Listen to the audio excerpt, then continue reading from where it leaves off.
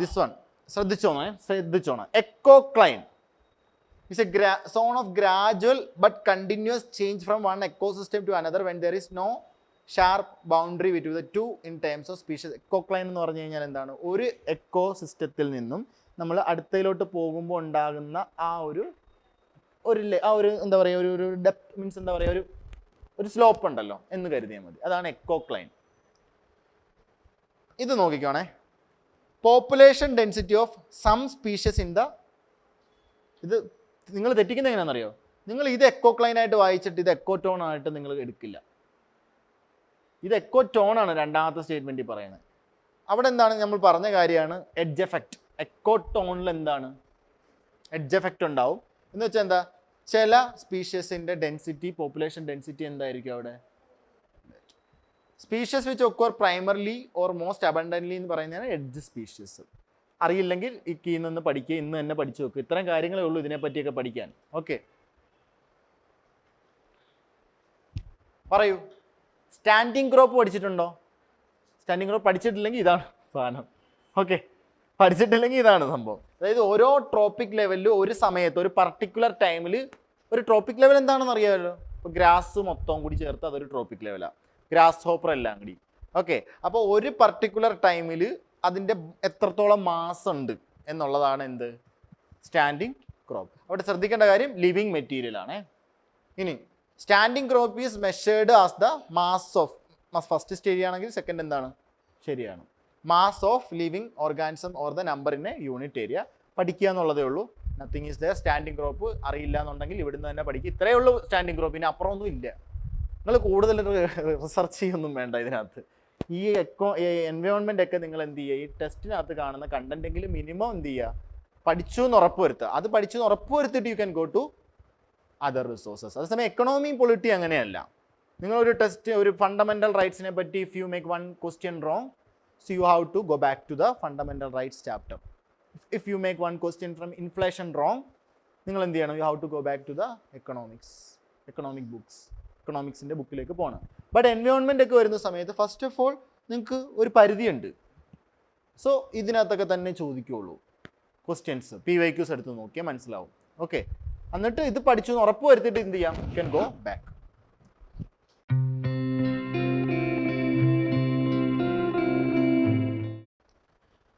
ഇത് നിങ്ങൾക്ക് എളുപ്പമായിരുന്നു. ഇതിനകത്ത് സെക്ടർ ഏതാ? ഇതിനകത്ത് 3-4 കാര്യങ്ങളുണ്ട്. പക്ഷേ ക്വസ്റ്റ്യൻ ഇട്ടപ്പം ഫോളോയിങ് സെക്ടർ എന്ന് തന്നെ പറഞ്ഞു. Which sector? Fossil fuel sector എന്നൊരു സെക്ടർ ഉണ്ട് എക്കണോമിയിൽ. അഗ്രികൾച്ചർ ആണ്. എപ്പോഴും ഓർക്കുക, ദാറ്റ് ഈസ് വെരി ഇമ്പോർട്ടൻറ്റ്. ഇവൻ മെയിൻസിന് ഇമ്പോർട്ടൻ്റ് ആണ്. മീഥെയിൻ എമിഷൻ്റെ ഏറ്റവും പ്രധാനപ്പെട്ട സോഴ്സാണ് എന്ത്? അഗ്രികൾച്ചർ. ഓക്കെ, നിങ്ങൾ ഇന്ന് പോയിട്ട് നിങ്ങൾക്ക് ഒരു അസൈൻമെൻറ്റ് ഉണ്ട്. ഗ്ലോബൽ മീഥെയിൻ പ്ലെഡ്ജിൽ ഇന്ത്യ മെമ്പറാണോ എന്ന് നോക്കിയിട്ട് വരിക. ഇൻ്റർനാഷണലായിട്ട് നടക്കുന്ന ഓർഗനൈസേഷൻസ്, ഇത്തരത്തിലുള്ള ഇനിഷ്യേറ്റീവ്സിലൊക്കെ നമ്മളോട് ചോദിക്കുന്ന UPSCയുടെ ചോദ്യം എവിടെയാണ് നിൽക്കുന്നതെന്ന് വെച്ചാൽ whether India is a member. And now COP29 എൻവയോൺമെൻറ്റിൽ ഇപ്പോൾ കറണ്ടായിട്ട് നടക്കുന്നത് എന്താണ്? COP29 where? ബാക്കു അല്ലേ? Baku. And what is a main agenda? Climate finance. Okay, what about ഇന്ത്യയുടെ സ്റ്റാൻഡ് എന്താണ് എന്നൊക്കെ പത്രത്തിൽ വരും. കംപ്ലീറ്റഡ് ആയോ? It's going on, right? Okay, അപ്പോൾ അത് കഴിഞ്ഞിട്ട് നിങ്ങൾ എന്ത് ചെയ്യണം? നമ്മൾ അതിനെ പറ്റിയിട്ട് ഒന്ന് വായിച്ചു വെക്കണം. ഇതൊക്കെ ലാസ്റ്റ് വായിക്കാൻ നിന്നാൽ it will be A burden for you. അതായത് അവസാനം നമ്മൾ COP29 ഇപ്പം തൊട്ട് വായിക്കണം. ഈ പത്രത്തിനകത്ത് ഈ ഒരാഴ്ച ഫുള്ള് ഇതിനകത്ത് ഇത് തന്നെയായിരിക്കും. നമ്മൾ ഈ പത്രത്തിൻ്റെ വായിക്കുന്ന ഗുണം എന്താ? പത്രം വായിക്കുമ്പം ഒരു കഥ മാത്രമല്ല, ഇത് റെപ്പിറ്റീഷൻ വരും. ഇന്ന് പറയുന്ന കാര്യം തന്നെ ആയിരിക്കും മറ്റൊരു രീതിയിൽ നാളെ പറയുക. And in this week itself നിങ്ങൾ എന്ത് ചെയ്യും? ഇതിനെപ്പറ്റി പഠിക്കും, നിങ്ങൾ പോലും അറിയാണ്ട്. അല്ലെങ്കിൽ നമ്മളിത് പഠിക്കാൻ എടുക്കുന്നത് എപ്പോഴാണ്? അടുത്ത വർഷത്തെ എക്സാമിന് ഒരാഴ്ച മുമ്പ് ഏതെങ്കിലും ഒരു കറണ്ട് അഫെയർ മെറ്റീരിയൽ ഡൗൺലോഡ് ചെയ്തിട്ട് ഇരുന്ന് കാണാപ്പാഠം പഠിക്കും. എക്സാമിന് ചോദിക്കും, നമ്മളൊന്നും അറിയത്തില്ല. നമ്മുടെ കറണ്ട് അഫെയർ നോളജിൻ്റെ ബേസ് എന്ന് പറഞ്ഞാൽ എപ്പോഴും ന്യൂസ് പേപ്പറിൽ നിന്നായിരിക്കണം. ഈവൻ ദിസ് ഇയേഴ്സ് മെയിൻസ് ക്വസ്റ്റ്യനകത്ത് കുറേ ക്വസ്റ്റ്യൻസ് ഉണ്ടായിരുന്നു. ഫോർ എക്സാമ്പിൾ പറഞ്ഞു കഴിഞ്ഞാൽ എൻവയോൺമെൻറ്റൽ NGOസിനെ പറ്റിയിട്ട് ഒരു ക്വസ്റ്റ്യൻ ഉണ്ടായിരുന്നു. How they can impact EIA. അത് കഴിഞ്ഞിട്ട് ലിസ്റ്റ് 4 എക്സാമ്പിൾസ് ഓഫ് അങ്ങനെ പറഞ്ഞിട്ട്. So this question is purely from the news paper. ഞാൻ വായിച്ചതാണ് ആ ആർട്ടിക്കിൾ. ഒരു എൻവയോൺമെൻറ്റ് റിലേറ്റഡ് ആയിട്ടൊരു NGOയുടെ ഒരു ആർട്ടിക്കിൾ ഉണ്ടായിരുന്നു ഏതോ ഒരു ന്യൂസ് പേപ്പറിൽ. അല്ലാണ്ട് നമ്മൾ ഒരിക്കലും എന്ത് ചെയ്യാൻ പോകുന്നില്ല, പഠിക്കാൻ പോകുന്നില്ല. ഓക്കെ, അത് ഈ പത്രത്തിൽ വായിച്ചാൽ നമ്മളുടെ ബ്രെയിനിൽ എന്ത് ചെയ്ത് സ്റ്റോർ ആവും. കാരണം പത്രത്തിൻ്റെ ലാംഗ്വേജും ഇറ്റ്സ് എൻറ്റയർലി ഡിഫറെൻറ്റ്. ഇനി ആ ലാംഗ്വേജ് വെച്ചിട്ട് നമ്മൾ ഇപ്പുറത്ത് പോകുന്ന എന്തിനു വേണ്ടിയിട്ടാണ്? പത്രത്തിൽ എൻ്റെയർ കാര്യങ്ങളും പറയില്ല. മനസ്സിലാവുന്നുണ്ടോ? ഇപ്പോൾ COP29 എന്താണെന്ന് ഇപ്പം നടക്കുന്നതെന്ന് നമുക്ക് പത്രത്തിൽ നിന്ന് കിട്ടുള്ളൂ. അത് എന്തിന് UNFCCC എപ്പോൾ ഫോം ചെയ്തു, അതിൻ്റെ മറ്റ് സബ്മിറ്റുകൾ എന്തൊക്കെയാണെന്നുള്ള ഡീറ്റെയിൽസ് ചിലപ്പോൾ പത്രത്തിൽ നിന്ന് കിട്ടാനുള്ള സാധ്യത പറയാം. And for that purpose we are എന്താണ് സെർച്ചിങ് ദ മാഗസിൻസ്. മനസ്സിലാവുന്നുണ്ടോ? ഓക്കെ, അത് നമ്മൾ തന്നെ സെർച്ച് ചെയ്യേണ്ടതാണ് പത്രം വായിക്കുമ്പോൾ. പക്ഷേ നമുക്ക് എന്ത് ചെയ്യുന്നില്ല, പത്രം വായിക്കുമ്പോൾ നമുക്ക് അതുകൊണ്ടിരിക്കാൻ സമയം കിട്ടുന്നില്ല. ആൻഡ് ഫോർ ദാറ്റ് പർപ്പസ് എന്താണ് we are taking the advantage aid of other current affairs magazines. അത്രേ ഉള്ളൂ. ചെയ്യണമെന്ന് പറഞ്ഞപ്പോൾ രണ്ടും ചെയ്യണമെന്ന് മനസ്സിലായെന്ന് വിചാരിക്കുന്നു. ഓക്കെ, ശരി. ദിസ് വൺ, ഇതൊരു നല്ല ക്വസ്റ്റ്യൻ. ഇത് വളരെ ശ്രദ്ധിച്ചിരിക്കണം കേട്ടോ. ഞാൻ ആക്ച്വലി ഡിസ്കസ് ചെയ്യുമ്പോൾ it is very easy for me. പക്ഷേ എക്സാമിലിരുന്ന് നിങ്ങൾക്ക് ആ ടൈമിലിരുന്ന് ചിന്തിക്കുമ്പം നിങ്ങൾക്ക് ഇങ്ങനൊന്നും ചിന്തിക്കാൻ പറ്റില്ല, ഐ നോ. പക്ഷേ അങ്ങനെ ചിന്തിക്കാനുള്ള പ്രാക്ടീസാണ് this whole every Sunday. And I hope നിങ്ങൾ അങ്ങനെ കൃത്യമായി പ്രാക്ടീസ് ചെയ്യുക. Definitely will clear prelims. Okay, പഠിക്കുക, അതിനോടൊപ്പം ടെക്സ്റ്റ് ചെയ്യുക. ഇത് കണ്ടോ, ശ്രദ്ധിച്ചോണേ. Steppe biomes are practically treeless എന്ന് വെച്ചാൽ അവിടെ ട്രീ ഇല്ല. എന്തുകൊണ്ടായിരിക്കും ട്രീ ഇല്ലാത്തത്? Why treeless? നിങ്ങൾക്ക് അറിഞ്ഞുകൂടാ കേട്ടോ സ്റ്റെപ്പിയെ പറ്റിയിട്ട്. എന്നിട്ടാണ് ഞാൻ പറയുന്നത് ട്രീലെസ് ആണ്. വൈ? ഗ്രാസ്ഹോപ്പറോ? ഗ്രാസോ? ന്യൂട്രീഷ്യസ് അത്രയും എന്തായിരിക്കില്ല, അത്രയും ന്യൂട്രീഷ്യസ് ആയിരിക്കില്ല അല്ലേ? അത്രയും ഫെർട്ടൈൽ. എന്തുകൊണ്ടാണ് ഡെസേർട്ടിൽ ട്രീസ് ഇല്ലാത്തത്? മഴ പെയ്യാത്തത് കൊണ്ട് അത് മഴ പെയ്യുന്നില്ല, വൺ റീസൺ അല്ലേ? മഴ പെയ്യുന്നില്ലെങ്കിൽ എന്താ, ഓർഗാനിക് മാറ്റർ കുറവായിരിക്കും. അങ്ങനെ പല റീസൺസ് ഉണ്ട്. ഫെർട്ടൈൽ ആയിരിക്കില്ല സോയില്.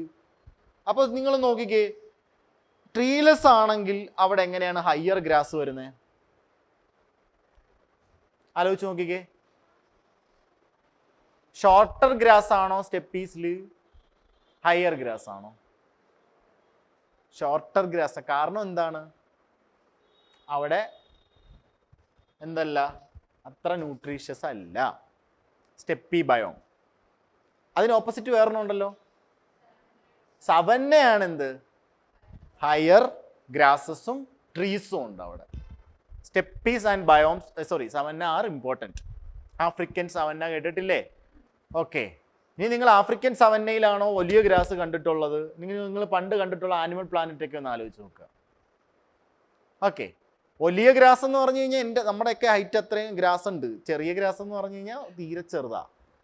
നൗ അപ്പോൾ ഇത് തെറ്റാണേ.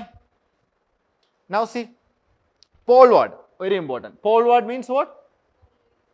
നോർത്ത് പോൾ സൗത്ത് പോൾ എന്ന് വെച്ചാൽ നമ്മൾ മേളോട്ട് പോവാണ്. An increase in precipitation give rise to a transitional zone of wooded steppes where some conifers gradually appear. തെറ്റിക്കാൻ എന്തെങ്കിലും തോന്നുന്നുണ്ടോ? അവരെ പറയുന്നത് എന്താ, അങ്ങനെ പോകുന്ന സമയത്ത് ആൻ ഇൻക്രീസ്, അവിടെ അല്ല കീ, പ്രസിപ്പിറ്റേഷൻ കൂടുമോ എന്നുള്ളതാണോ കീ? പോൾ വാർഡ്സിലേക്ക് പോകുമ്പം ആയിരുന്നോ? എന്തായിരുന്നു അവിടുത്തെ കീ? എന്തായിരുന്നു? അങ്ങനെ പ്രസിപ്പിറ്റേഷൻ ഉണ്ടെങ്കിൽ അവിടെ എന്തുണ്ടാവും? വുഡഡ് സ്റ്റെപ്പീസ് ഉണ്ടാകും എന്നാണ് പറഞ്ഞിട്ടുള്ളത്. ഓക്കെ, സ്റ്റെപ്പീസ് ഹാവ് ഇത് തെറ്റാണ്, ഇത് ശരിയാവൂ? ആനിമൽസ് ഒക്കെ എപ്പോഴും എവിടെ ആയിരിക്കും കൂടുതലുള്ളത്? ന്യൂട്രീഷ്യസ് ആയിരിക്കണം, നല്ല ഗ്രാസ് ഉണ്ടാവണം. ഞാൻ പറയുന്നത് നോളജിൻ്റെ അപ്പുറത്ത് നിന്നുകൊണ്ടാണ് ഈ പറയുന്നത്. ഓക്കെ, ഈ സ്റ്റേറ്റ്മെൻറ്റിനകത്ത് നമ്മൾ ഈ ക്ലാരിറ്റി ഉണ്ടാക്കിയ this is wrong. So your answer is എന്താ? എ അല്ലേ? only one അല്ലേ?